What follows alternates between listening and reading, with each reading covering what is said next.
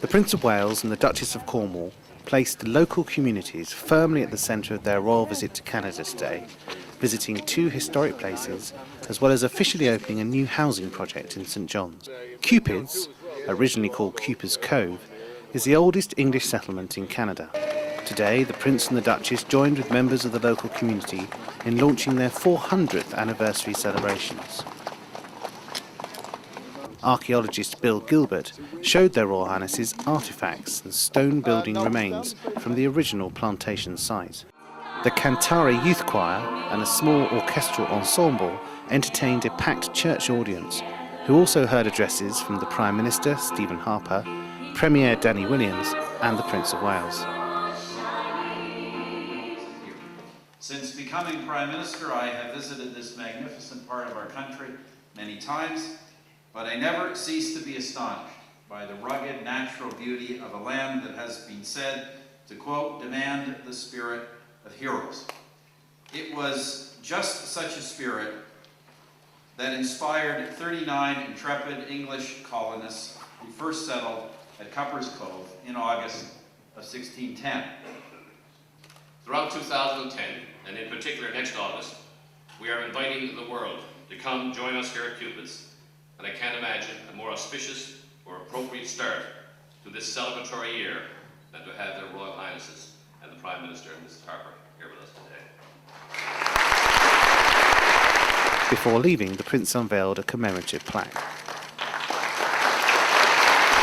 At Brigus, the Prince and the Duchess had a chance to meet more local people as they walked around the historic fishing village and admired the views. After a visit to the old Stone Barn Museum, they ended up at the historic Hawthorne Cottage, home and birthplace of world-renowned Arctic explorer Bob Bartlett. Captain Bob made a famous trek to the North Pole in 1909, the 100th anniversary of which is being widely celebrated this year. Back in St John's, the Prince met members of a community art class run by the not-for-profit Stella Berry Community Services. Look at this. Terrific. What have you done it with? Are you doing pencil? Fantastic. I've been doing that since I was 5 years old. So I've been around like sunlight into it. Afterwards, His Royal Highness unveiled a plaque to officially open a new housing centre to provide supportive accommodation for vulnerable people. But not everything on a royal visit is exactly as you would expect. After unveiling the plaque, outside but undercover, the Prince seized the opportunity to unveil 2 nearby parking meters which had been hidden from view.